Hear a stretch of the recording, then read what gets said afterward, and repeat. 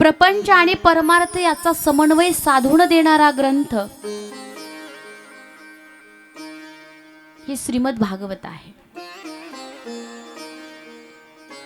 योगीजन समाधीत राहून जो आनंद उपभोगतात तो आनंद प्रपंचात राहून सुद्धा गृहस्थांना कशामुळे मिळत असेल तर तो श्रीमद भागवतामुळे प्राप्त होतो. भगवंताला मिळवण्याचं साधन हे श्रीमद भागवत आहे. संताचा आश्रय घेणारा संत होतो आणि भागवताचा आश्रय घेणारा साक्षात भगवंत होतो. आणि भगवंताची वाङ्मयी प्रतिमूर्ती स्वरूप आहे. जशी भगवंताची अष्टधातूची मूर्ती पाहतो, जशी भगवंताची पाषाणाची मूर्त पाहतो, पंचधातूची मूर्त पाहतो, काही काही पूजेच्या वेळेस ब्राह्मण भातापासून गुळापासून देखील भगवंताची मूर्ती बनवतात.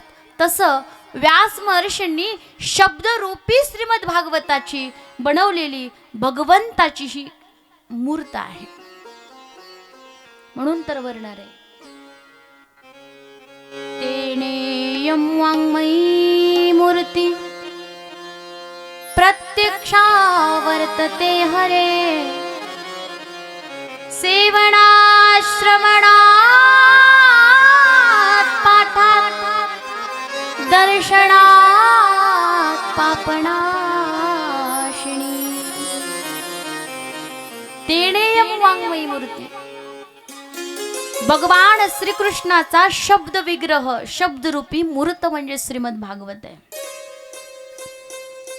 समस्त शास्त्राचं सार आणि मृत्यूला मंगलमय बनवणारा ग्रंथ हे श्रीमद भागवत आहे. व्यक्तीला शांती आणि समाजाला क्रांती मिळवून देणारा ग्रंथ श्रीमद भागवत आहे. आणि विशेष म्हणजे आपल्याला ज्याची भीती वाटते ते भीती घालवणारा ग्रंथ श्रीमद भागवत आहे. मला तुम्ही सांगा बरं, कशाची भीती वाटते आपल्याला? हा, झोपल्या का काय तुम्ही? कशाची भीती वाटते? मरणाची? बरं झालं मरणाची म्हणलं, एक जण म्हणली नवऱ्याची. आता खरं खरं सांगा, नवऱ्याला कोणी भीत का? यांनाच नवऱ्याला घाबरावं लागतं, बरोबर आहे का नाही? मरणाची म्हणजे काळाची भीती प्रत्येकाला वाटते. मग त्या काळाची भीती घालवणारा जो ग्रंथ आहे तो श्रीमद भागवत आहे. भगवंताच्या अवताराचा इतिहास आणि नराला नारायण पदापर्यंत पोहोचवणारा ग्रंथ श्रीमद भागवत आहे.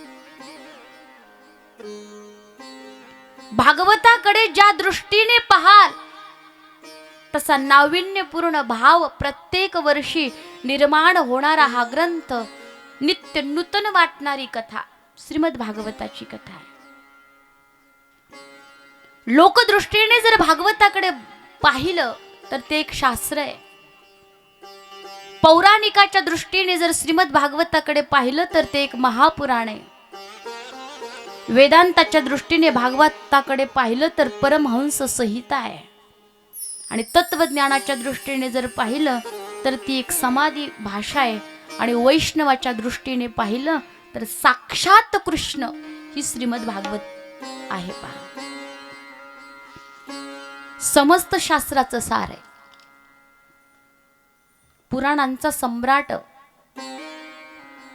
एक श्लोक आहे. पहा, आपल्या हिंदू धर्मामध्ये किती पुराण आहेत, किती वेद आहेत, किती शास्त्र आहेत हे तरी आपल्याला माहिती पाहिजे. आता जवळजवळ 3रं वर्ष आहे आपलं कथेचं. कितवं? आता तुम्ही बोलायचंय. तुम्ही जर बोलल्या नाही तर सरळ घरी निघून जाईल. कितवं वर्ष आहे? कितवं? सगळ्यांनी मिळून बोलत जा. कितवं? 3रं. आणि 3 वर्षापासून आपण कोणती कथा ऐकतोय? श्रीमद भागवताची, बरोबर आहे का नाही? मग किती शास्त्र आहेत, किती पुराण आहेत, किती वेद आहे एवढं तर आपल्याला माहिती झालं असेल. त्यात काय आहे नका का माहिती होईना, पण संख्या तर माहिती झाली असेल. झाली का? आणि तुम्ही म्हणता ना आम्हाला जर माहिती झाली असती तर तुला काही तर भजे खायला बोलवलं काय. किती सोपं केलंय आमच्या संतांनी. चहुवेदी जान साही शास्त्र कारण 18ही पुराण हरसी गाती 18ही पुराण हरसी गाती 18ही पुराण हरसी गाती. चहुवेदी जाण साही शास्त्र पुराण 18ही पुराण हरसी गाती 18ही पुराण हरसी गाती 18ही पुराण हरसी गाती.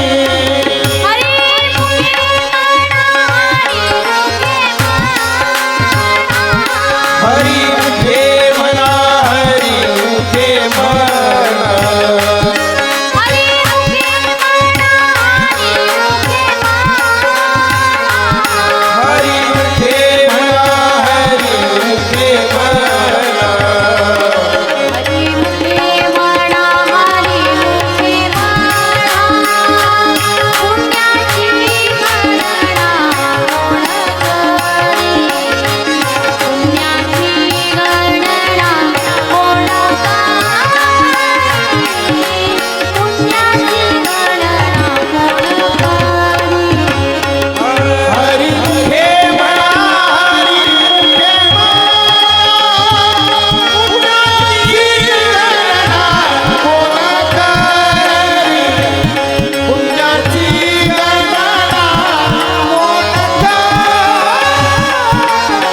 पुण्याची गणना कोण करी.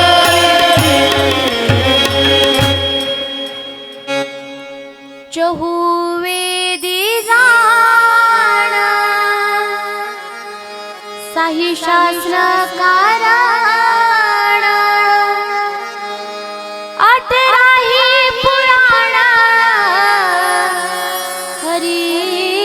हरीसी गाती 18ही पुराण हरीसी गाती. 4 वेद किती 4 वेद 6 शास्त्र आणि 18 पुराण. माहिती आहे ना आपल्याला एकच माहिती आहे पुराण कोणतं पोळीत घालायचं पुरण तेवढंच आठवतं आपल्याला. 18 पुराणांचं देवी भागवतामध्ये एका श्लोकात वर्णन आलंय. भद्वयम मद्वयम चैव ब्रत्रयम व चतुष्टम अणपालिंग कुस्कंधाणी पुराणाणी विभागशः. ब अक्षरापासून 2 पुराण आहेत भागवत पुराण आणि भविष्य पुराण. मद्वयम म अक्षरापासून 2 आहेत मार्कंडे आणि मत्स्य. ब अक्षरापासून 3 आहेत ब्रह्मपुराण ब्रह्म वैवर्त पुराण आणि ब्रह्मांड पुराण. व चतुष्टयम व पासून 4 आहेत वामन पुराण वराह पुराण विष्णू पुराण आणि वायू पुराण. अ पासून अग्नि पुराण न पासून नारद पुराण प पासून पद्म पुराण ली पासून लिंग पुराण ग पासून गरुड पुराण कु पासून कुर्म पुराण आणि स्कंद पुराण अशी 18 पुराण आहेत. पण समस्त शास्त्राचं सार आणि समस्त पुराणांचा सम्राट जर कोण असेल तर ही श्रीमद भागवत आहे. म्हणून समस्त शास्त्राचं सार पुराण अनेक आहेत पण सर्व पुराणांच्या कथा पाहण्याकरता आम्हाला वेळ नाहीये. म्हणून सगळ्या शास्त्राचं सार वेदाचं सार ज्याच्यामध्ये आलेलं आहे ते एकमेव असं श्रीमद भागवत या ठिकाणी आपण 7 दिवस श्रवण करणार आहोत. कथा कळण्यासाठी महात्म्य हे अत्यंत महत्त्वाचं आहे. एखाद्या व्यक्तीचं एखाद्या गोष्टीचं महत्त्व महात्म्य जर आपल्याला कळालं नाही तर ती वस्तू मिळून ते व्यक्ती मिळून सुद्धा त्याची किंमत आपल्याला कळत नाही.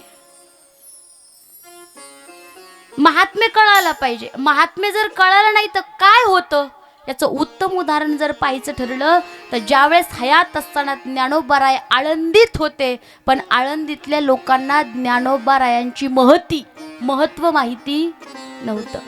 आणि ज्ञानोबारायांचं महत्व माहिती नसल्यामुळे म्हणजे ज्ञानोबारायांना हयात असताना खूप खूप त्रास देण्याचं काम आळंदीमधल्या लोकांनी केलेलं आहे. आज ज्ञानोबारायांच्या जीवावरती सारी आळंदी मौज मजा करते, पण हयात असताना ज्ञानोबारायांना कुणी एक भाकरीचा तुकडा सुद्धा किंवा मूठभर पीठ सुद्धा दिलं नाही. ज्ञानोबारायांची ही अवस्था कशामुळे झाली तर त्यांचं महत्व कळालं नाही म्हणून ही कथा आपल्याला 7 दिवस श्रवण करायची. त्या कथेचं महत्व कळालं पाहिजे. जर त्या कथेचं महत्व कळालं नाही तर आपल्याला रुची, आवड, प्रेम त्या कथेबद्दल उत्पन्न निर्माण होणार नाही. ही कथा आम्हाला 3 तास ऐकायची, 7 दिवस ऐकायची, एवढा वेळ आम्हाला कथेला द्यायचा आहे. मग कथा ऐकून आमचा फायदा काय? कशामुळे कथा आम्ही श्रवण करावी? कथेने आतापर्यंत कोणी पापी तरलेत का? तरले तर कोणते पापी तरले याचं सविस्तर वर्णन ज्याच्यात केलेलं आहे त्याला कथेचं महात्म्य म्हणतात. नाही तर आजकाल लोकांना वेळ नाहीये. आजकाल लोक बिझी आहेत. कसे येतं तुम्ही बोलत जा मला जरा. कसे येतं बिझी आहेत. मला तुम्ही सांगा, आजकाल लोक व्यस्त आहेत का मस्त येतो? हा, मस्त येतं. आणि मस्त जर तुम्ही असतात तर कथेला आला व्यस्त गावामधल्या एखाद्या शांताबाईला म्हणलं, बाई चल ना घोसापुरीमध्ये सप्ताह सुरू झालाय, यायचं नाही का तुम्हाला? मी तर चालले, तिथंच जेवणार आहे आणि तिथंच कथेला बसणार आहे. ती म्हणली, बाई तुला काय पटतंय मला कथेला चल म्हणते? बाई मला मरायला वेळ नाही. काय म्हणते ती? मला मरायला वेळ नाही. आता तिला मरायला वेळ नाही आणि बाकीच्या का मरायला वेळच काढून बसल्या का? बाकीच्या वेळ काढून बसल्या का? वेळ कुणालाच नाहीये, पण म्हणतात ना, आवड असल्याच्या नंतर माणसाला सवड मिळते. आणि संपूर्ण काम आवरल्याच्या नंतर आपण जर परमार्थाला लागू, कथेला जाऊ, कीर्तनाला जाऊ, सप्ताहाचा आनंद घेऊ म्हटलं तर मला तुम्ही सांगा, आपलं काम कधी सरतं का हो? सरतं का? काम आपल्याला सारतं पण ते सरत नाही. उत्तम प्रपंच करताना परमार्थ कसा केला पाहिजे हे वारकरी संप्रदायामधील अनेक संतांनी आम्हाला समजावून सांगितलेलं आहे. या धर्ममंडपामध्ये तुम्ही येऊन बसलात म्हणजे ही सोपी गोष्ट नाही. तुम्ही आला नाही, तुम्हाला इथं काय केलंय? खिचून आणलंय. कुणी आलतं का तुम्हाला ओढून आणायला? कुणी आणलं खेचून? त्या कृष्ण भगवंताने. कारण सत्संग मिळणं सोपी गोष्ट नाही. पहा, संत समागम हरिकथा तुलसी दुर्लभ होय, सुतदारार लक्ष्मी ये तो पापी की भी हो. धन मिळणं, पद मिळणं किंवा प्रतिष्ठा मिळणं हे काही त्या ठिकाणी पुण्यवानाचं काम नाहीये. सत्संग मिळणं हे खरी भाग्याची गोष्ट आहे, पुण्याची गोष्ट आहे. भाग्योदयेन बहुजन्म समर्जितेन सत्संगमं च लभते पुरुषो यदा वै. अज्ञान हेतुकृत मोह मदांधकार नाशम विदाय हि तदोदयते विवेकः. एकाच जन्मीचे नव्हे तर अनेक जन्मीचं ज्यावेळेस पुण्य उदयाला येतं त्यावेळेस आपल्याला हा सत्संग लाभत असतो. हा त्या ठिकाणी सुंदर असा सोहळा लाभत असतो. आणि या सत्संगाने काय होतं तर अज्ञान आपलं निघून जातं. अज्ञान निघून गेल्याच्या नंतर खऱ्या स्वरूपाचं ज्ञान आपल्याला प्राप्त होतं. आणि खरं जे तादात्म्य आहे भगवान परमात्म्याशी जोडण्याचं ते आपल्याला कळतं. म्हणून सत्संग अत्यंत महत्त्वाचा आहे. गोड वर्णन आहे. पहा, सावरे से मिलने का सत्संग एक बहाना है। सावरे से मिलने का सत्संग एक बहाना है। सावरे से मिलने का सत्संग एक बहाना है। ताली वाजवा, ताली। मिलने का सत्संग एक बहाना है। चलो सत्संग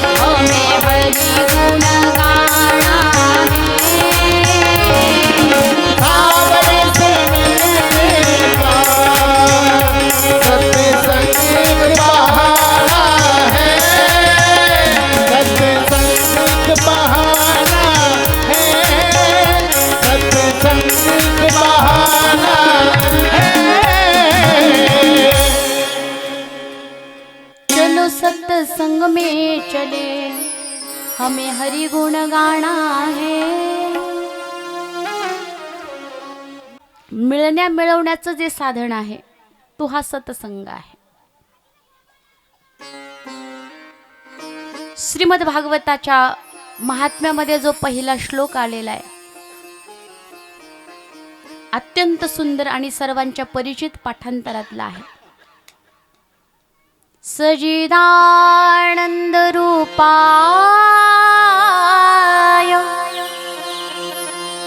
विश्वोत्पत्त्या निहेतवे तापत्रय विनाशाय श्रीकृष्णाय वयं नमः। सच्चिद आणि आनंद भगवंताचं स्वरूप परिचय, कार्य परिचय आणि स्वभाव परिचय या श्लोकामधून दिलेला आहे। जसं एखाद्या मुलीला सांगा ना थोडंसं लई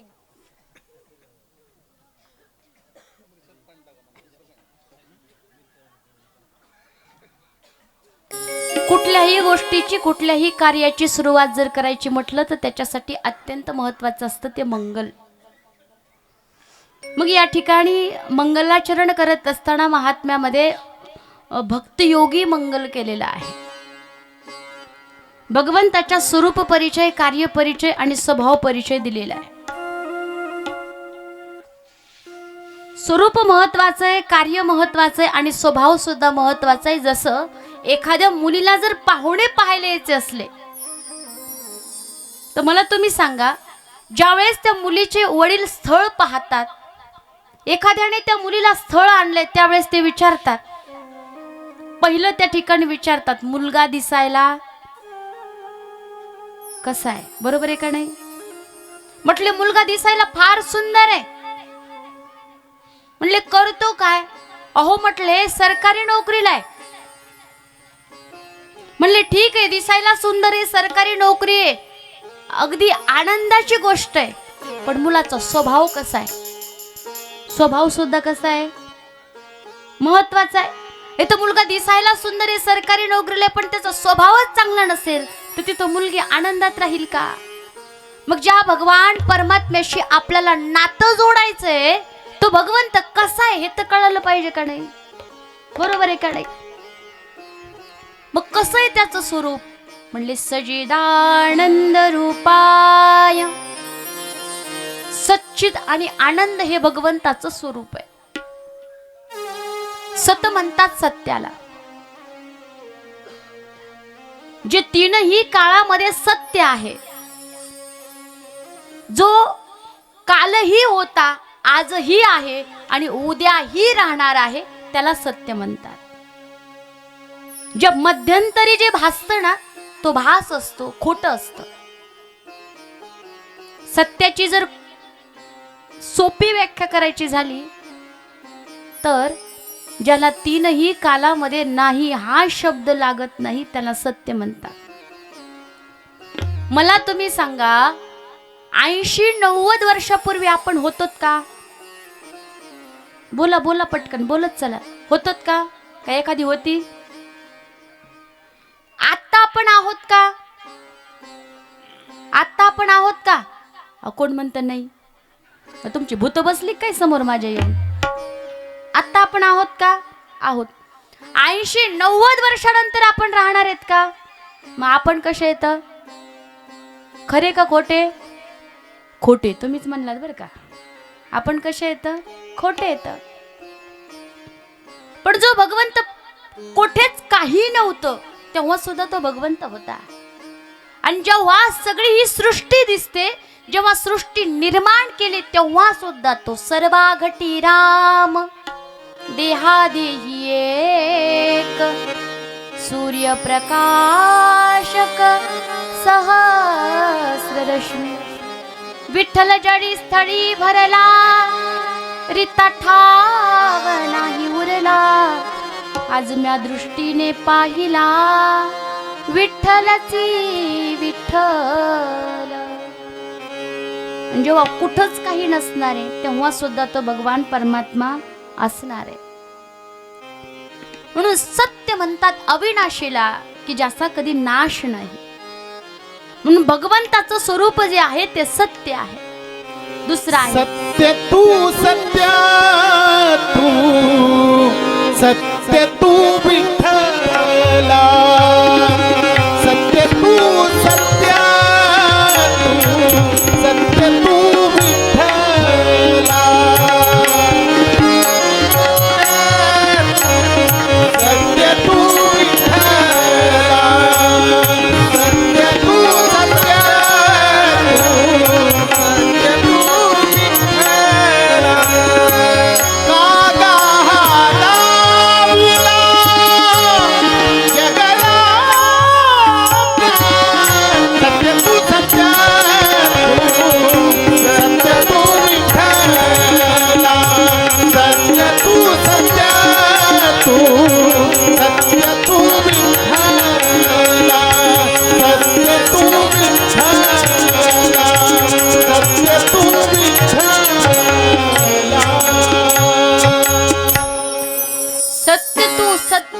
सत्य तू विठ्ठला. 3 वेळेस म्हटलं का? आधी ही सत्य, मध्ये ही सत्य आणि अंती ही जो सत्य आहे तो केवळ आणि केवळ भगवान परमात्माचा आहे. त्याच्याशिवाय दुसरं कोणी नाही.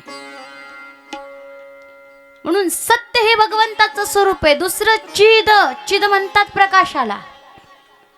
चिद प्रकाशाला म्हणतात. आपल्याला जर अंधारामध्ये एखादी वस्तू शोधायची असेल तर आपल्याला अंधारात ती वस्तू दिसते का?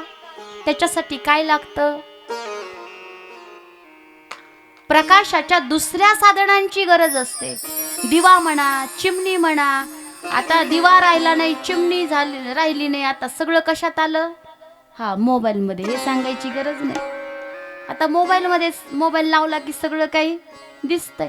मग आपल्याला एखादी वस्तू शोधण्याकरता दुसऱ्या प्रकाशाच्या साधनांची गरज पडते. तसं भगवान परमात्मा स्वयं प्रकाशित आहे.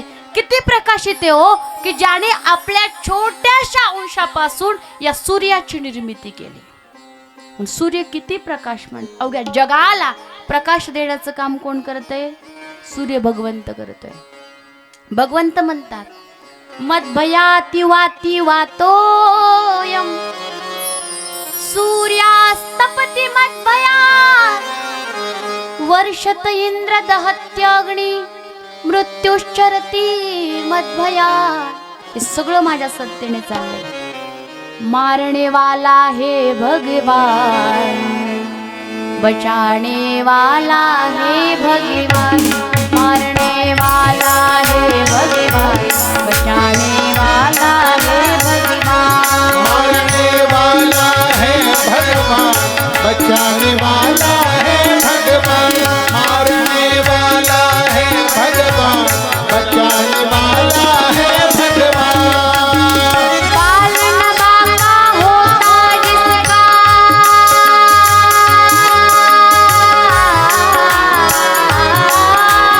पालन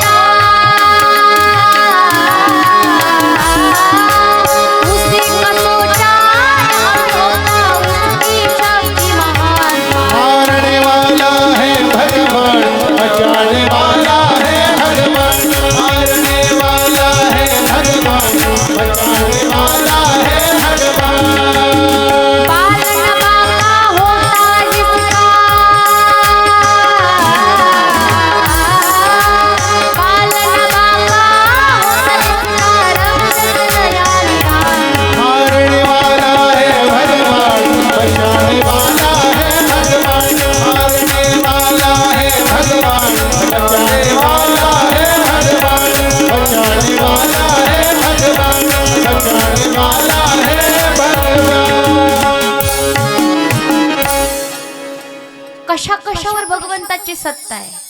जल थल अगण आकाश पवन पर केवल उसकी सत्ता, केवल उसकी सत्ता. सगळीकडे भगवंताची सत्ता आहे पहा. म्हणून चिद स्वरूप भगवंत आहे. आणि तिसरं जे रूप आहे भगवंताचं ते आनंद. या जगामध्ये एकमेव शब्द असा आहे आनंद, त्याला विरुद्धार्थी शब्द नाही. गरीबाला आहे श्रीमंत, उन्हाला आहे सावली, आजला आहे उद्या. आणि आनंदाचं विरुद्धार्थी शब्द कोणी सांगल का? जे सांगल त्याला चांदीचं नाणं सांगल का कोणी? आनंदाला कोणी म्हणेल दुःख. सुखाचं विरुद्धार्थी शब्द दुःख आहे. आनंदाला या जगामध्ये विरुद्धार्थ शब्द नाहीये, कारण आनंद एकमेव आणि एकमेव भगवंतापासूनच प्राप्त होतो. आणि एकदा का आनंद प्राप्त झाला की तो कायमस्वरूपी राहतो पहा. हे वस्तुजन्य जो आनंद आहे, वस्तूपासून प्राप्त झालेला, वस्तू नष्ट झाली की तो आनंद देखील नष्ट होतो. म्हणून शरीराला जे मिळतं ते सुख असतं, मनाला जे मिळतं ते मजा असते. शरीराला जे मिळतं ते सुख असतं, मनाला जे मिळतं ते मजा असते. पण जिथं आत्मा गदगद होतो तो आनंद असतो. म्हणून या कथेमध्ये आत्मा गदगद होणार आहे. आणि कथा बरी वाटावी म्हणून नाही ऐकायची, तर कथा कशामुळे ऐकायची? बरं व्हावं म्हणून. जीवनातलं दुःख नष्ट व्हावं, आपल्या खऱ्या स्वरूपाचं ज्ञान आपल्याला व्हावं, याच्यासाठी ही कथा जी आहे ना अत्यंत महत्वाची आहे. म्हणून सच्चिदानंद रूपाय करतो काय? तो विश्वाची उत्पत्ती करतो, विश्वाचं पालन पोषण करतो, त्याला सहार करण्याचं देखील काम करतो. जसं आपण शेतामध्ये गहू लावतो आपणच, त्याला लहानाचं मोठं त्या गव्हाला पाणी खत देऊन आपणच मोठं करतो. आणि शेवटी कापण्याचं सुद्धा काम कोण करतं? आपणच करतो. तसं या जगाला बनवण्याचं काम देव करतो ब्रह्मदेवाच्या माध्यमातून. भरण पोषणाचं काम विष्णू भगवंता कर, आणि या जगाला नष्ट करण्याचं काम भगवान भोलेनाथाकडे. म्हणून विश्वोत्पत्त्यादि हेतवे असा असणारा तो भगवंत तापत्रय विनाशाय, तीनही तापाचा नाश करतो.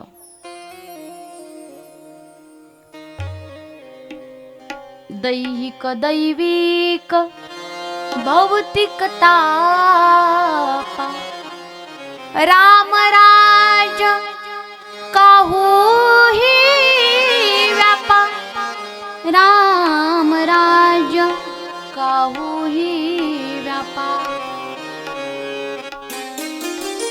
आदि दैहिक, आदि दैविक आणि आदि भौतिक प्रकारचे तीन ताप आहेत. किती ताप आहेत महिला मंडळ? आजच कंटाळ्या काय? अजून किती दिवस जायचे? 6 दिवस. पण पहिल्या दिवशी कुणी पाय लांबून बसायला लागले, कुणी 2 पाय वर करायला लागले.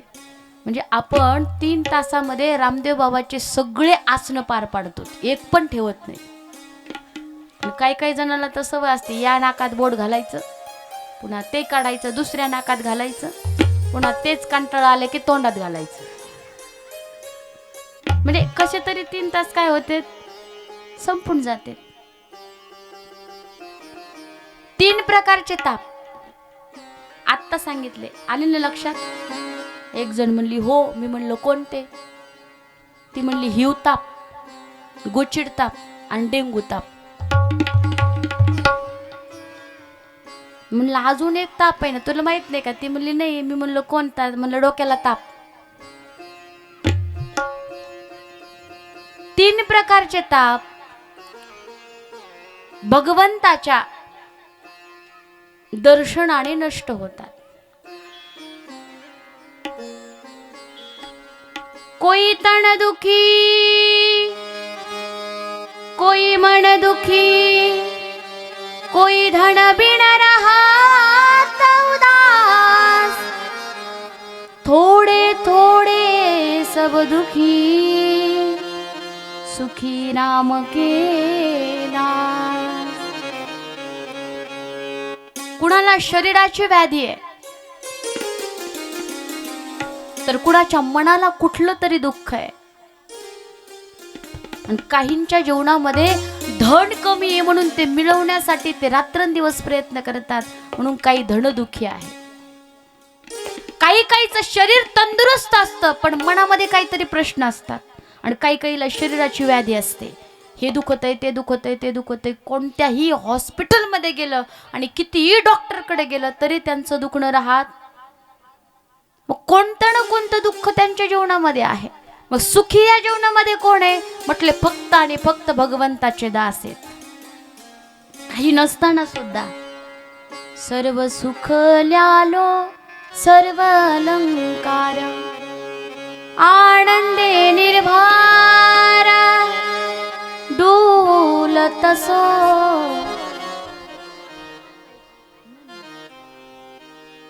गोपाल कृष्ण भगवान की, श्रीमद् भागवत महापुराण की जय.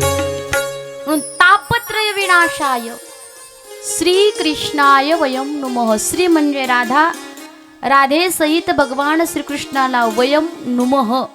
वयम म्हणजे वारंवार परत परत आम्ही काय करतो, नमस्कार करतो. आणि नमस्कारामध्ये फार मोठी ताकद आहे. नमस्कारानेच माणसाच्या जीवनात चमत्कार घडत असतात. म्हणून माणसाने नेहमी लवलं पाहिजे, झुकलं पाहिजे, वाकलं पाहिजे. पण आजकाल आम्हाला नमस्कार करायला आवडत, मी का म्हणून करायचा. बरं खरं खरं सांगा, कथा मंडपात बसलात, कोण रोज सासूच्या पाया पडतं? कोणीच नाही. बरं सासऱ्याच्या, बरं जाऊ द्या, सासू जाऊ द्या, सासरा जाऊ द्या, पतिदेवाच्या. हा, एके मावशीने वरबोट केलं, ते आलेत का? ते आलेत का विचारायला? बर उद्या विचारू, उद्या.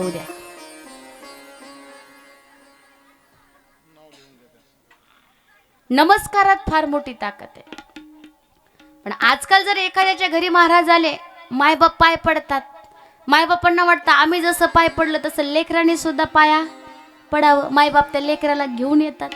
5-6 वर्षाचं लेकरू त्याचं असं मुंडकं धरतात आणि त्या महाराजाच्या पायावर वाकवतात. पण ते पोरग इतकं विचित्र असतं, ते पाया पड म्हणलं तरी पाया पडत नाही. त्याचं मुंडकं दाबलं तर हळू सटकून पळून जातं, पण पाया काही पडत नाही. पण शास्त्र सांगतंय, नमन्ति फलिनो वृक्षाः नमन्ति गुणिनो जनाः. ज्या झाडाला जास्त फळं येतात तेच झाड खाली वागतं. शुष्क काष्ठानि मूर्खाश्च नो नमन्ति कदाचन. झुकता वही है जिसमें जान होती है, अकड़ तो मुर्दे की पहचान होती है. जे नम्र असतात, ज्यांच्यामध्ये जास्त गुण असतात, तेच सगळ्यांसमोर वागतात. जे अज्ञानी असतात, एकतर माणसाने फार ज्ञानी असावं, नाहीतर एकदम मूर्ख असावं. पण जर अज्ञानी असलं तर त्या माणसाचं फार अवघड आहे. म्हणजे अर्धवट ज्ञानी जर असलं तर. अर्धवट ज्ञानीच असे असतात. पहा तुम्ही, फुल घागर भरली तर ती आवाज करते का? पण घागर जर अर्धी असली तर जास्त आवाज करते. आपण म्हणतो उथळ पाण्याला जास्त खळखळाट असतो. काय होतं या नमस्कार केल्याने? काय प्राप्त होतं? कशामुळे आम्ही नमस्कार करावा? वृद्ध व्यक्तीला, संत महंतांना, भगवंताला काय मिळतं नमस्कार आम्हाला केल्याने? अभिवादनशीलस्य नित्यं वृद्धोपसेविनः तस्य चत्वारि वर्धन्ते आयुर्विद्या यशोबलम्. आपल्यापेक्षा वृद्ध व्यक्तीला, ज्ञानी व्यक्तीला जर नमस्कार केला, नित्य नमस्कार केला, तर त्या व्यक्तीचं आयुष्य वाढतं, त्या व्यक्तीला बल प्राप्त होतं, आयुर्विद्या विद्या प्राप्त होते, यश प्राप्त होतं आणि बल प्राप्त होतं. या 4 गोष्टी नमस्काराने प्राप्त होतात. म्हणून आपण नमस्कार भगवंताला केला पाहिजे. म्हणून म्हटले श्री कृष्णाय वयम नुमः. यं प्रव्रजन्तमनुपेतमपेत कृत्यं द्वैपायनो विरह कातर आजुहाव पुत्रेति तन्मयतया तरवो विनेदु स्तं सर्वभूतहृदयं मुनिमानतोऽस्मि।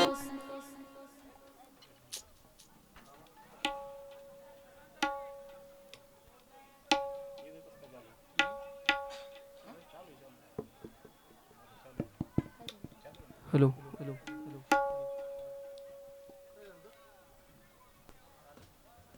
आलो कृष्ण भगवान भगवान की जय। श्रीमद् भागवत महापुराण पुराण की जय। दुसरा नमस्कार महाभागवत श्री शुकदेवजींना केलेला आहे। यं प्रव्रजन्तमनुपेतमपेत कृत्यम, आईच्या गर्भामध्ये 12 वर्ष लपाले रे ते श्री शुकदेव मुनी जन्माला आल्याबरोबर आईला आई, बाबाला बाबा म्हटले नाही, ज्यांनी वनाचा रस्ता धरला। पुत्र मोहाने मोहित झालेले व्यासवर्षी अरे पुत्रा थांब थांब थांब थांब म्हणत असताना सर्व भूत हृदय असणाऱ्या त्या शुकदेव मुनींच्या वतीने झाडाने ओ दिला, एवढे श्री महाभागवत असणाऱ्या शुकदेवांना दुसरा नमस्कार केलेला आहे। आणि आता त्या क्षेत्राकडे कथा त्या ठिकाणी जात आहे जिथं नैमिष्य अरण्य आहे। 88,000 ऋषी त्या नैमिष्य अरण्यामध्ये एकत्रित आलेले आहेत आणि त्या 88,000 ऋषींच्या वयाची मर्यादा जर पाहिली तर एका एकाच्या आयुष्यामध्ये कितीतरी चतुर्युग बदललेले आहेत, कितीतरी इंद्र चंद्र महेंद्र बदललेले आहेत। अगदी त्या ऋषींचं आयुष्य फार फार आहे। असे असणारे 88,000 ऋषी त्या नैमिष्य अरण्य क्षेत्रामध्ये एकत्रित आलेले आहेत। आता नैमिष्य निमिष म्हणतात आपल्या पापणीला। पापण्या आहेत का हो सगळ्यांना? पापण्या आहेत ना? आपली पापणी काय होते? लवते, बरोबर आहे का नाही? आपली पापणी लवत असताना आपल्याला आपली पापणी लवताना उघड झाप करताना दिसत नाही, पण समोरच्याची काय होते? दिसते। मग नैमिष्य अरण्य क्षेत्र म्हणजे काय हो? नैमिष्य अरण्य क्षेत्र म्हणजे ते असं ठिकाण आहे की जिथं ऋषी पापणी लवतात तेवढा वेळ सुद्धा सत्संगाशिवाय जाऊ देत नाही। आता ऋषी पापणी लवते तेवढा वेळ सत्संगाशिवाय जाऊ देत नाहीत आणि आपलं इकडं आयुष्य बिना परमार्थाचं काय झालंय? चाललंय, बरोबर आहे का नाही? चाललंय का नाही? आपण परमार्थ करणार आहेत किती दिवस? किती दिवस? 7 दिवस। काला झाला काला, आता इथून हाला, घरी गेले की पुढच्या सप्ताहापर्यंत देवाची आपली भेट गाठ अजिबात नाही।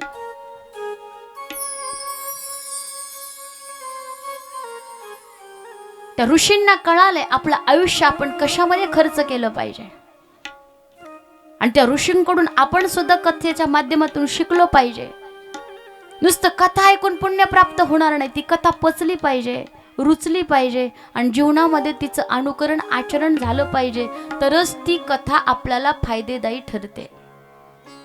ऋषींचं आयुष्य परमार्थ करता चाललंय। आपण थोडा तरी वेळ या संसाराला, दिवस रात्र आपण या संसाराकरता घालवतो, निदान थोडा तरी वेळ, 1 तरी तास दिवसातून आपण भगवंताला दिला। बोला बोला, दिला पाहिजे का नाही? दिला पाहिजे, पण देतो का? इथं आलं तरी संसाराचं चिंतन सुरू आहे, खरं आहे का खोटं आहे? इथं आलं तरी बाळ्या बाळ्याचा बाप, बाळ्या बाळ्याचा बाप, बाळ्या बाळ्याचा बाप। कुणाकुणाला आठवते म्हैस पाणी पाजलं का नाही, चारा टाकला असन का नाही?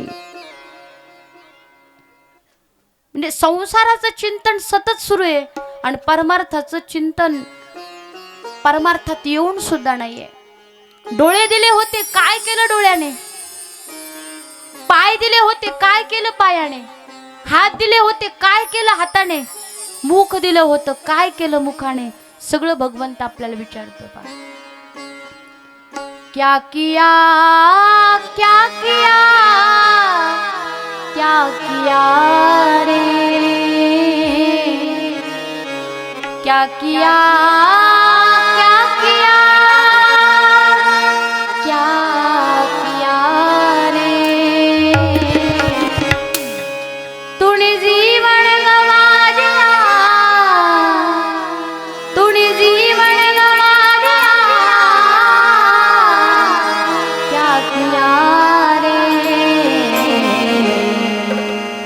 जिसे पाना था उसको तो खो दिया रे, जिसे पाना था उसको तो खो दिया रे, जिसे पाना उसको तो खो दिया।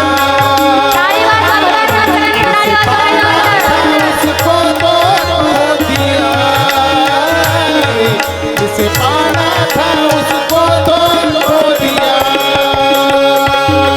क्या किया क्या किया क्या किया रे, क्या किया क्या किया क्या किया रे, तूने जीवन गवा दिया, तूने जीवन गवा दिया, क्या किया रे, जिसे पाना था उसको तो खो दिया,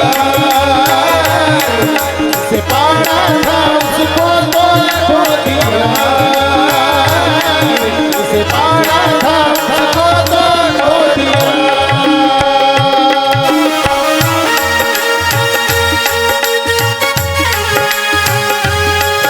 ताली वाजवा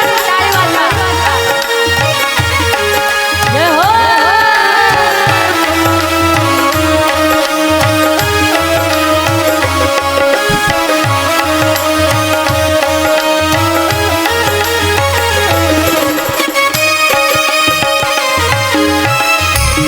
हरि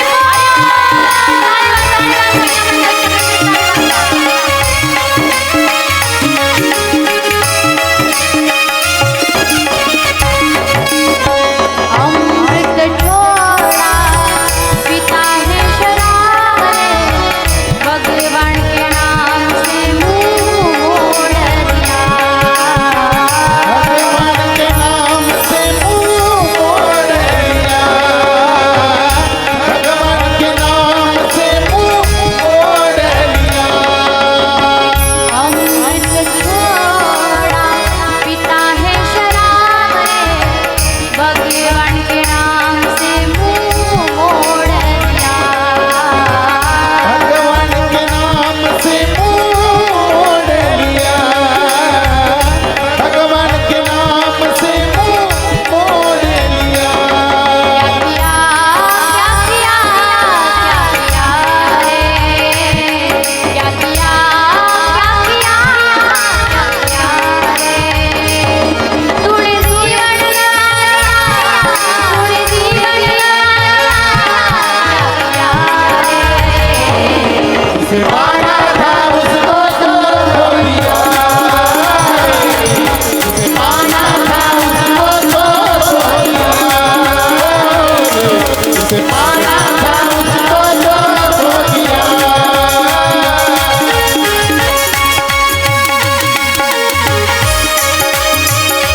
जय हो।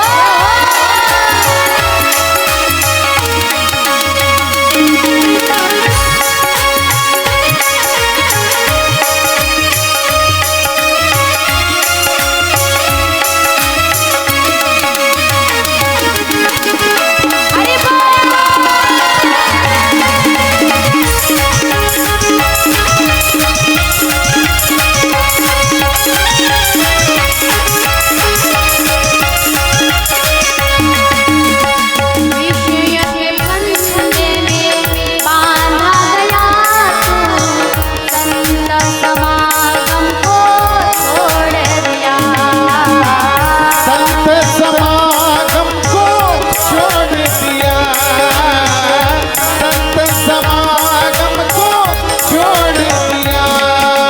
क्या किया क्या किया रे, हीरो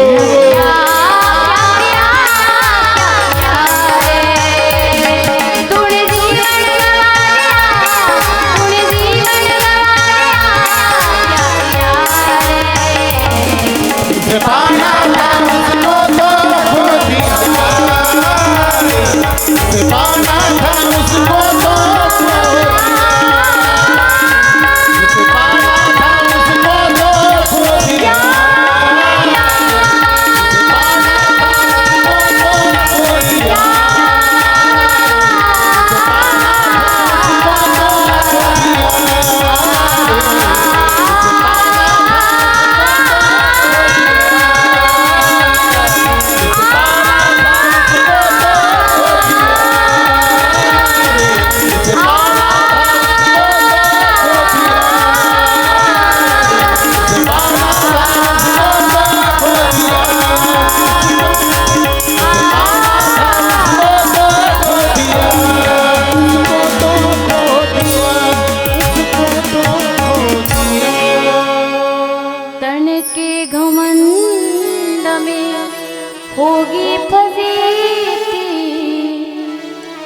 टुकड़ा कहाँ बस भूल गया, क्या किया क्या किया क्या किया रे, तूने जीवन गवाया, तूने जीवन गवाया,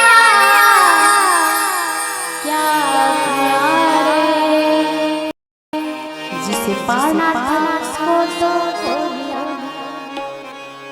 महिला मंडळ भगवंत विचारणार नाही तुम्हाला तुला नेकलेस आहे का, तुला गंठण आहे का, तुला घडग्यात घडगे घडग्यात घडगे घडग्यात घडगे आहेत का, हे नाही विचारणार भगवंत. काय विचारेल? कान दिले होते काय केलं, तू म्हणायचं घडग्यात घडगे घातले.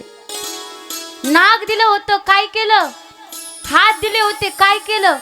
काही काही जणींना वाटतं हात फक्त सोन्याच्या बांगड्या घालण्याकरताच येतं. हात कशा करता येतं? करे टाळी बोला, आम्ही वाजवतो पण कधी? कॅमेऱ्यावाला आमच्याकडं आल्यावर. बऱ्याच जणी आमचे दादा तिकडं कॅमेरा फिरवायला लागले की अशा वर मांड्या केलेल्या खाली केल्या, असे पदर सावरायला लागल्या.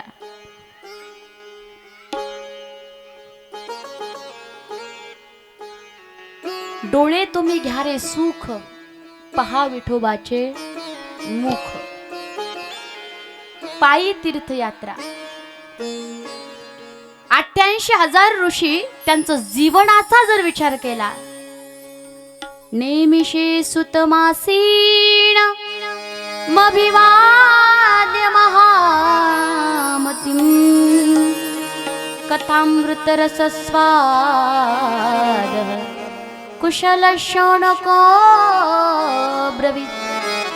कथा अमृत स्वाद करण्याकरता कुशल शौनको ब्रवीत. असे 88,000 ऋषी त्या नैमिष्य अरण्य क्षेत्रामध्ये जमलेले आहेत. पण नैमिष्य अरण्य क्षेत्रच का कथेकरता निवडलं त्याचं कारण आहे. सगळे ऋषी ब्रह्मदेवाकडे गेले आणि म्हणले आम्हाला सत्संग करण्याकरता उत्तम असं स्थान पाहिजे. सत्संगाकरता काळाचा महिमा त्या ठिकाणी आहे, स्थळाचा महिमा आहे. आम्हाला असं स्थळ एखादं सांगा की जिथं आम्ही परमार्थ करू शकतो.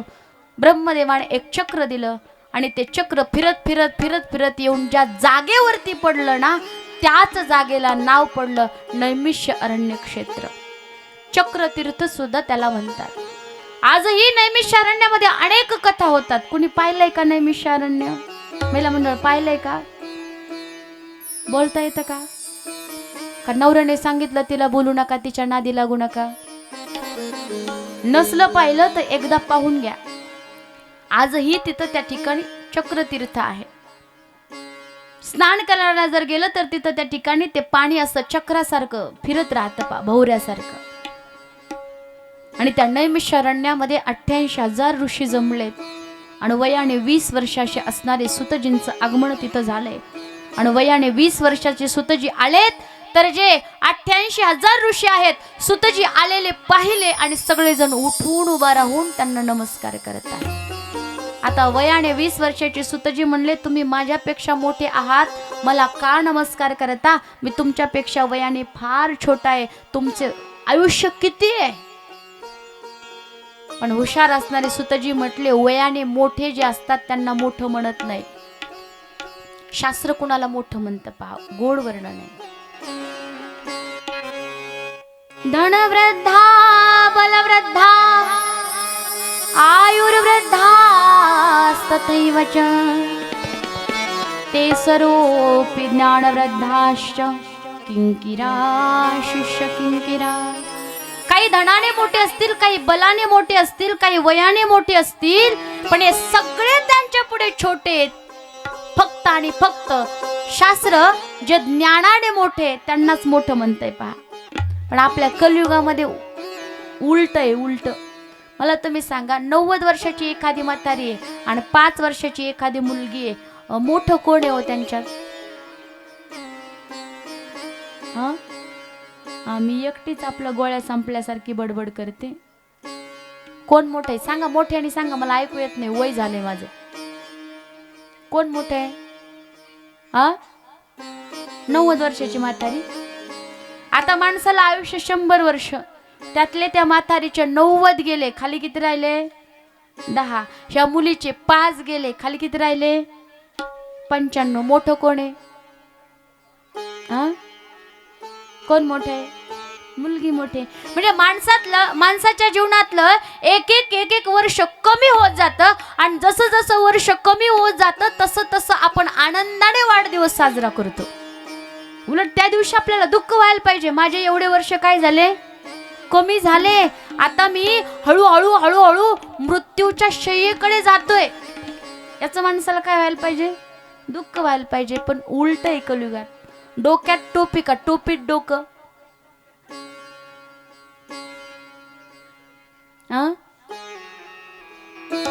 सहज एखादा व्यक्ती बाहेर चालला, डोक्यामध्ये टोपी नसली तर तो म्हणतो, बाळाची माय माझी टोपी आण, मला डोक्यात टोपी घालायची. आता डोक्यात जर टोपी घालायची म्हणली तर डोकं फोडावं लागल आणि मध्ये काय करावं लागल? टोपीत डोकं घालावं लागतं. आता बुटात पाय का पायात बूट? बुटात पाय घालायला लागतो, पण आपण काय म्हणतो? पायात बूट. उलट आहे कलियुगाचं हे सगळं. आणि अगदी कुशल असणाऱ्या 88,000 शौनक ऋषींच्या समोर सुतजींचं आगमन झालंय आणि या शौनकादी ऋषींनी त्या सुतजींना प्रश्न विचारलाय. पहा, अज्ञान ध्वांत विद्वंस कोटी सूर्य समाप्रभ सूताख्याही कथा सारम मम कर्णरसायनम. अज्ञान ध्वांत विद्वंस, आमच्या अज्ञानाला नष्ट करणारी, या अज्ञानाच्या घोर अंधकारातून आम्हाला बाजूला करणारी, अज्ञान ध्वंत विध्वंस त्या ठिकाणी करणारे तुम्ही संत आहात. अशी एखादी कथा आम्हाला सांगा की जी आमच्या कानाला सुद्धा गोड वाटली पाहिजे आणि आमचं अज्ञान जळून ज्ञानाचा विवेकाचा सूर्य आमच्याकडे आला पाहिजे. भक्ती ज्ञान विरागाप्तो विवेको वर्धते महान माया मोह निराशश्च वैष्णव क्रियते कथम. भक्ती ज्ञान वाढवणारी, वैराग्य वाढवणारी, माया मोह निरसन करणारी अशी आम्हाला कथा तुम्ही त्या ठिकाणी सांगा. सुतजी, आम्ही तुम्हालाच का प्रश्न विचारतो याचं कारण असं आहे, तुमच्यावर तुमच्या गुरूंची फार मोठी कृपा आहे. पहा,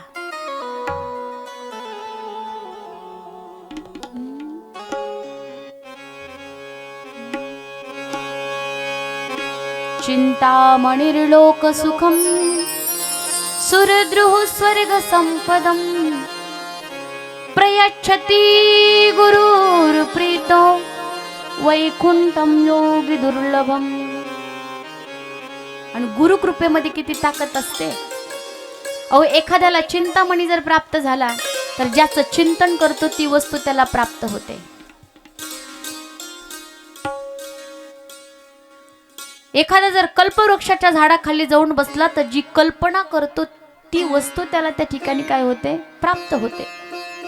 पण चिंतामण्यापेक्षा कल्पवृक्षाचे पुढचे सद्गुरुदेव भगवंत आहेत. चिंतामण्यामध्ये ताकद नाही की भगवंताची प्राप्ती करून देऊ शकतो. त्या कल्पवृक्षामध्ये ताकद नाही की सद्गुरुदेव भगवंताची प्राप्ती करून देऊ शकतो. पण त्यांच्याही पुढचे महान असे सद्गुरू आहेत की जे आम्हाला खऱ्या अर्थाने आमच्या भगवंतापर्यंत पोहोचवतात, स्वर्ग लोकाची आणि भगवंताची प्राप्ती करून देतात. आणि त्याच सद्गुरूंची कृपा तुमच्यावरती आहे. याच्यावरून आपलं लक्षात येतं की जीवनामध्ये गुरु कृपा किती महत्वाची आहे. गुरु जहाशे होता हे जीवन सुरू. म्हणतात माणसाचं जीवन गुरासारखं व्हावं वाटत नसेल तर माणसाच्या जीवनामध्ये काय पाहिजे? गुरु पाहिजे. गुरु अंधाराकडून प्रकाशाकडे घेऊन जाणारे गुरु असतात. आपल्या जीवनाचा अर्थ आपल्याला जे खऱ्या अर्थाने समजावून सांगतात. म्हणून चांगले सद्गुरू लाभणं हे आपलं त्या ठिकाणी भाग्य आहे. पहा, गुरु, सद्गुरू, श्री गुरु आणि जगद्गुरु असे गुरूंचे प्रकार आहेत. ज्यांच्याकडून जीव चांगलं काहीतरी शिकतो त्यांना गुरु म्हणतात. आणि हे गुरु एकापेक्षा अनेक असू शकतात. म्हणून दत्तात्रय महाप्रभूंनी 24 गुरु केलेले आहेत. सत वस्तूची प्राप्ती जे करून देतात त्यांना सद्गुरु म्हटलेलं आहे. श्रीगुरु सद्गुरूंपेक्षाही मोठे श्रीगुरु असतात. आणि जगद्गुरु सर्व जगाचे गुरु. आणि जगद्गुरु दोनच आहेत, कृष्ण मोंदे जगद्गुरु आणि जगद्गुरु तुकोबाराय. माणसाच्या जीवनात गुरु पाहिजेत. केलेत का गुरु तुम्ही? बोलता का जरा माझ्याशी? केलेत ना? पण काही लोक म्हणतात ताई अहो आता गुरु करण्यासारखं एवढं खरं खुरं संत महाराज कुणी राहिलं, आम्ही कोणाला गुरु करावा? माणसाच्या जीवनात एकच गुरु असे आले पाहिजेत की जेणे माणसाचं जीवन बदलून गेलं पाहिजे. म्हणून शास्त्र सांगतं, म्हणून त्या ठिकाणी लोक म्हणतात पाणी पिना छान के और गुरु करना पहचान के. नाही तर मध्यंतर काळामध्ये अशी वेळ आली, लोक म्हणले ताई गुरु बदलायला जमतं का? मी म्हणलं काय झालं? ते म्हणले आमचे गुरु गेले जेलमध्ये. आता गुरु जेलमध्ये आणि शिष्याला भवबंधनातून कसे सोडवतील याचा विचार करा ना.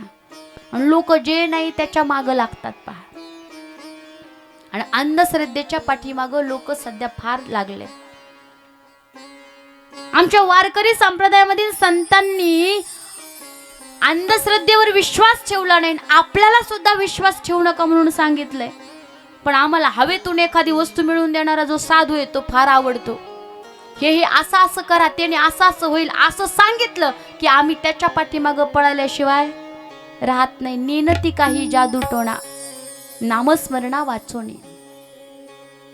जोपर्यंत हातात वेळ आहे तोपर्यंतच आपण पूर्ण गोष्टी करताना जाणीवपूर्वक केल्या पाहिजे. एकदा हातातून वेळ निघून गेल्यावर पश्चाताप करून काही उपयोग होत नाही. नाही कुणा साधूवर विश्वास, नाही कुणा संतावर विश्वास ठेवू नका. पण आज ज्ञानोबारायांच्या ज्ञानेश्वरीला गुरु माना. जीवन बदलण्याची ताकद ज्ञानोबारायांच्या ज्ञानेश्वरीमध्ये आहे पहा. जगद्गुरु तुकोबारायांच्या गाथ्याला गुरु माना. स्वतः गाथा म्हणजे जगद्गुरु तुकोबाराय आहेत. गाथ्याला गुरु म्हणा. आजही आपल्या जीवनामध्ये पांडुरंग परमात्म्याला प्राप्त करून देण्याची ताकद जगद्गुरु तुकोबारायांच्या गाथ्यामध्ये. माहितीये ना गाथा? माहितीये का गाथा? ज्ञानेश्वरी माहितीये का? मी एकदा असंच म्हणलं ज्ञानेश्वरी माहितीये का? ती म्हणली हो. मी म्हणलो कुठे? ती म्हणली घरीच झोपली. तिच्या नातीचं नाव होतं ज्ञानेश्वरी. दीप आंधी में भी जलते हैं, फूल कांटों में भी खिलते हैं. दीप आंधी में भी जलते हैं, फूल कांटों में भी खिलते हैं. बहुत किस्मत वाले होते हो लोग जिन्हें ज्ञानेश्वर महाराज जैसे गुरु मिलते हैं. जिन्हें ज्ञानेश्वर महाराज जैसे गुरु मिलते हैं. काय होतो वो गुरु ने? गुरु के दरबार में दुनिया बदल जाती है. रहमत से हाथ की लकीर बदल जाती है. लेता जो भी दिल से गुरु का नाम, एक पल में उसकी तकदीर बदल जाती है. एक पल में उसकी तकदीर बदल जाती है.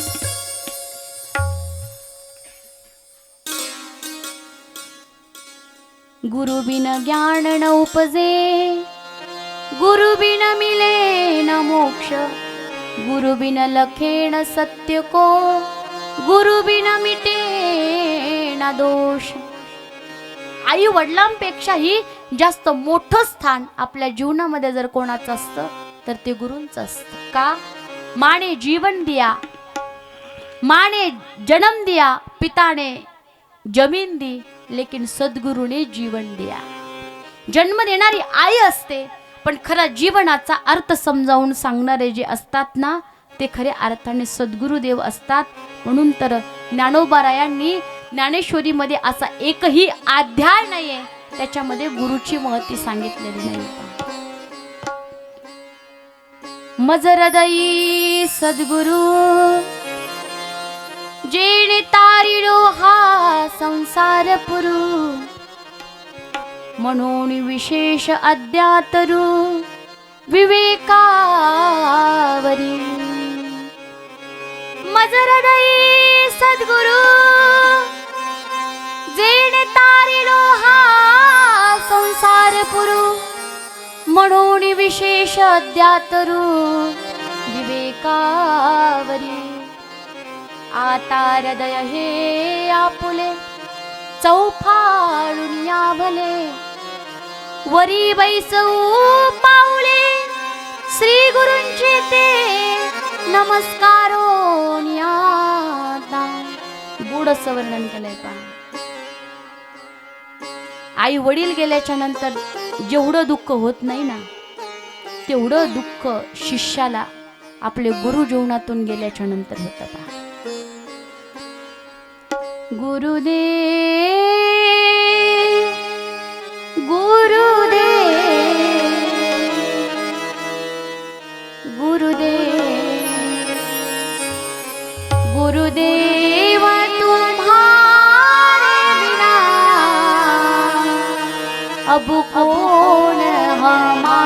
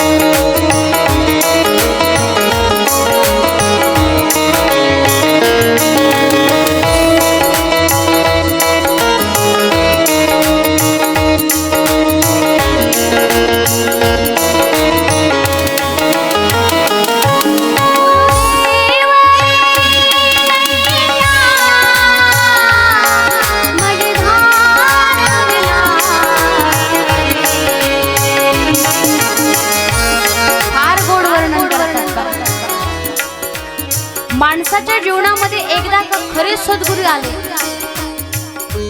की ते सद्गुरू आपल्याला भगवंतापर्यंत नेऊन पोहोचवल्याशिवाय राहत नाही. आईची मुलीची सौंदर्यामध्ये स्पर्धा ठरते. आईला वाटतं माझ्यापेक्षा मुलीने सुंदर दिसू नये. बापाची आणि मुलाची धन कमवण्यामध्ये स्पर्धा ठरते. प्रत्येक मुलगा म्हणतो नाही नाही माझ्या बापाने नाही कमवलं, मीच कमवलंय. बापाला वाटतं मी जेवढं कमवलं तेवढं माझ्या मुलाने कमवू नये.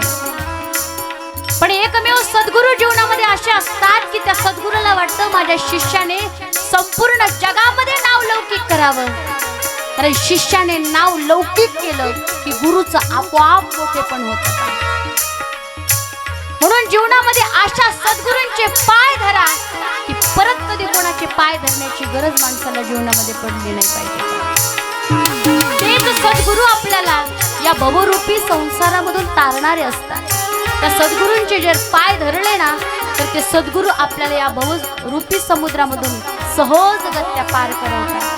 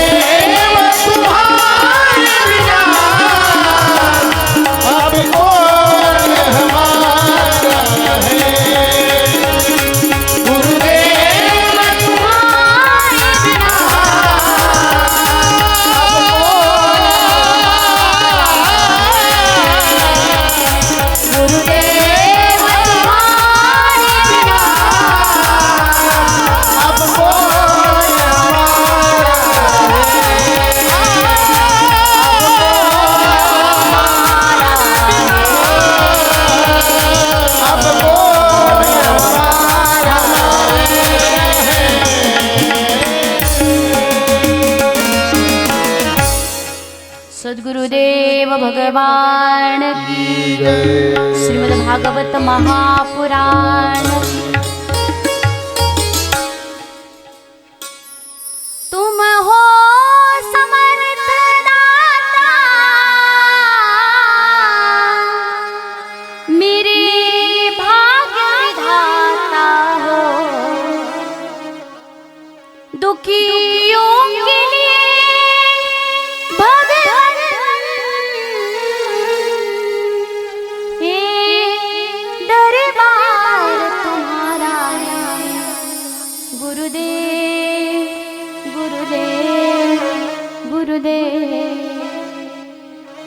शौनकादी ऋषी सुतजनांना म्हणतात, आम्ही तुम्हाला विचारतो याच्याकरता. जीवन जितना सस्ता है माता पिता के प्यार से, जीवन उतना ही महकता है गुरु के आशीर्वाद से. तुमच्यावरती तुमच्या गुरुदेव भगवंताचे फार फार कृपा आशीर्वाद आहेत. म्हणून आम्ही तुम्हाला विचारतोय की समस्त शास्त्राचं सार तुम्ही आम्हाला सांगा. असा प्रश्न ऐकला आणि अतिशय आनंद सुतजींना झाला. प्रश्न हा परमार्थिक होता, कल्याणाचा होता. नुसत्या ऋषींचाच कल्याणाचा नव्हता तर समस्त जगाच्या कल्याणाचा होता.